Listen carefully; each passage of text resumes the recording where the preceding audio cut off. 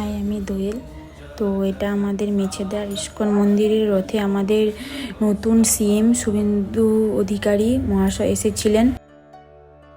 ব্যবহারিক জীবনে, দৈনন্দিন জীবনে সবসময় মনে করি অতীতকে মনে রাখতে হয়। অতীতে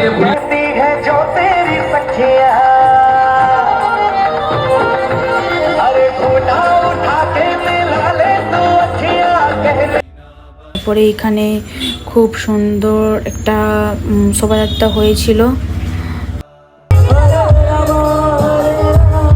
প্রচুর ভিড় হয়েছিল, তো তার মধ্যে একটু রথের দড়ি ধরে টানছিলাম। যেহেতু আমি একাই গিয়েছিলাম, তার জন্য আমি একাই ঘুরছিলাম। এখানে একটু জগন্নাথ ঠাকুরের দর্শন করলাম।